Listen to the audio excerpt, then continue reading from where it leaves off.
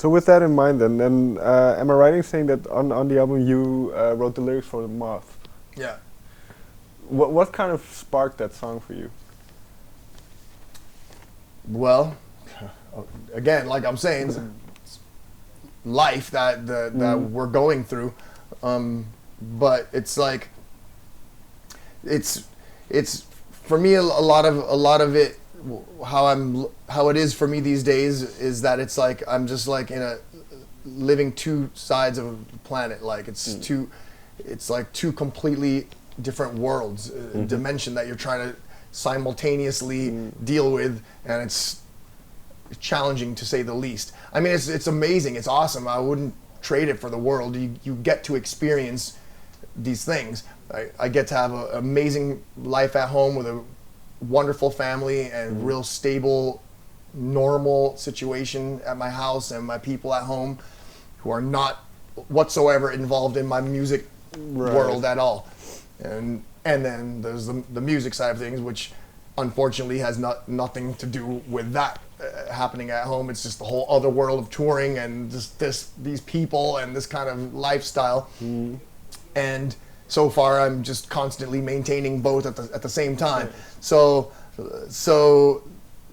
in the Moth, it's kind of like it's a way of me explaining the situation of being drawn to the flame, you know, whatever is the moth drawn to the flame. Of course, is an obvious metaphor that's been used before, but for us, for our band, it's just the love of music and what we do. We just can't ever stop it because we just live for it so much. So even though it's the thing that's like causing a hardship on your other side of the life, but I can't get away from it, even though I've actually tried before, and then I just find out that I'm just even more miserable without it.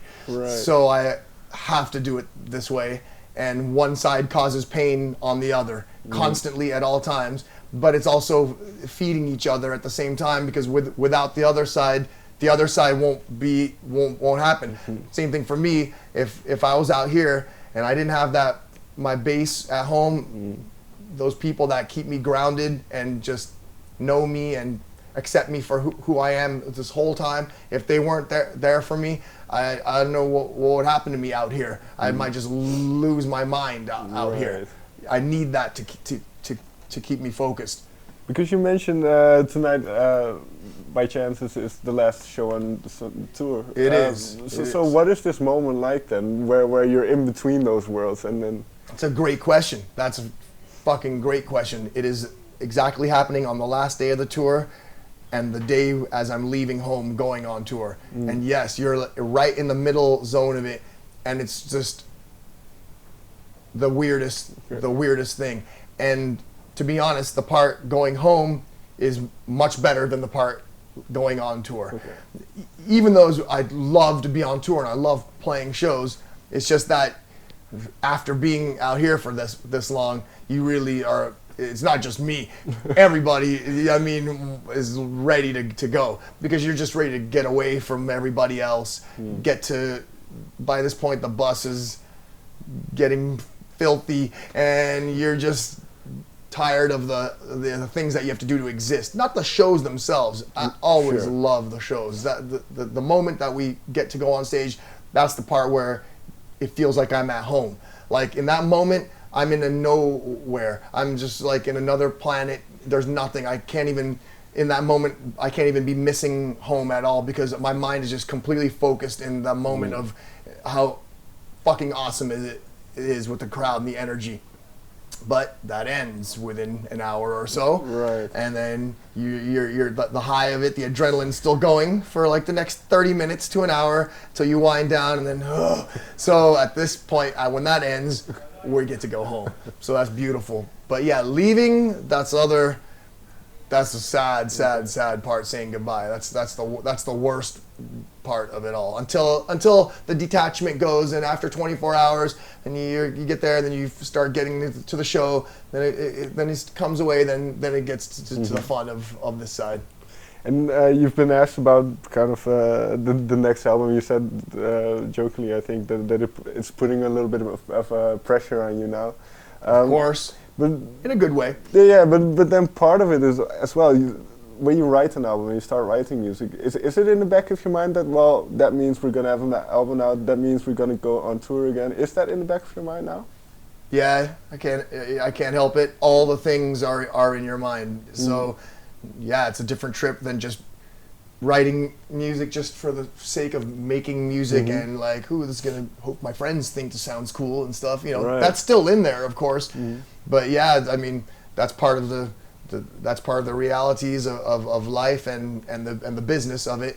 That it's a business, it's your job, it's the thing that how you're surviving. So these things add pressure into creating something, and it's definitely different than performing or working out the set list and all that. That's all different creative process and fun, but nothing compares to writing the next album, because yeah, those things are involved, as well as I'm thinking about the 8 weeks that I'm going to be away from home when we're going to be recording the thing.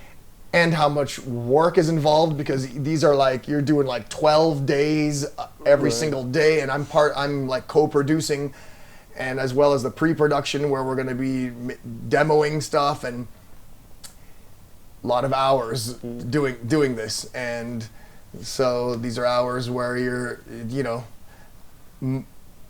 most of it, a lot of it is amazing because you're just enraptured in the process, and especially when things are going good. Like when you've come up with something that you really think is good, the song's starting to flow, you're seeing a song getting created, and you're like, yes, here it goes, and then time just, you can turn around and I can be in my studio and like 6 hours will go by, and it felt like 1 hour because I just was so involved, and like those are the magical parts.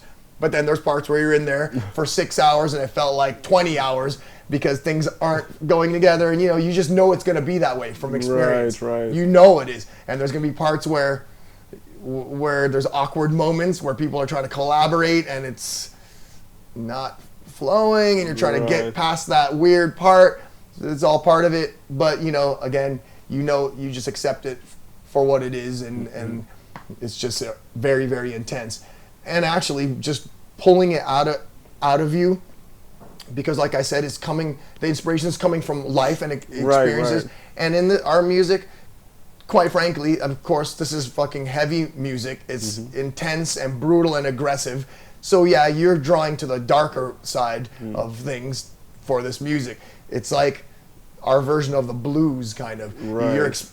That's what the blues is like. It's just pure expression of like your heart getting poured out into music, and that's the kind of music I love to listen to myself. I rather listen to songs that pulls to me emotionally rather than technical wizardry of musicianship. That's part of it. Like, you're using that to express the feeling of the song, but it's definitely about the feeling of the song first and foremost, as far as I'm concerned. So to go there, for it to be able to come out, I also have to like put myself in an emotional and mental state that's pretty exhausting. Right. Like, for it to like, when all of a sudden the egg pops out, and you're like, whoa, all right. It was like I kind of went through this weird like thing, like, for that to happen. It's heavy, like it really is. It's exhausting. But like you say, but then, and this is going to be the final question. But then that is the catharsis element, right? That's kind of the release. Absolutely. That's exactly it, and there's nothing like it in the world. And I happen to be a person that has a lot going on inside, so yeah, that's a very good thing for me, and that's probably what keeps me, sane while it's driving me insane. So have you? I don't think you have, but have you started thinking about the next album? Definitely. Okay. And I have my ideas, my notes, my riff tapes, and some demoed little bits here and there, but all of that is just scattered bits. Like, that's nothing yet. That's the real writing's gonna happen when we get into next year. We'll get home. We have these couple shows in San Francisco right when we get home. We do these Christmas shows every year in our hometown. Amazing time, long special sets. each night 2 hours long. So that's happening like in 5 days when we get home. So that's yeah. Sorry, but Yeah, this is the last question. Last question. Thank you, Mama. So yeah, and then I'll have to at least take the holidays off to just clear it all out, clear the slate, clear out your heart and everything. And at that point, though, I'm seeing that I'll be in a different headspace at that time, and I'm very excited to then get into the studio and then like just really like get in and just let it happen. And I also know that we're not gonna tour too much next year because we are gonna write and record our album next year, because that's the other part that makes me nervous, is because we tour a lot and we're always open to touring and we're crazy. We never say no. So all of a sudden it's like, yeah, I thought we were gonna be writing at that time. Like, well, we're gonna go on this 7-week tour, but just write on the bus and write in the dressing room and keep writing, and that's like fucking hard. Like, so now I know that we're really gonna focus on working on our record, and we're gonna do some touring, but not too much, where there's actual months at home where I can be in a more comfortable environment and working on it, like focusing on it. So that's making me more excited about writing too, because the last couple albums we wrote a lot of it on the road, which was cool, and the emotion, the experience of that is in those albums. But I need a different experience for creativity. I don't want to keep doing it the same way. I'm like, it's gonna get stale for that. So yeah, now I think we can get deeper into the musicality and stuff instead of just purely just getting pissed off and like feeling anguish and like frustration and like wanting to go home or like take a rest. You know, it works to a certain extent, but I need a variety of a vibe to keep interested.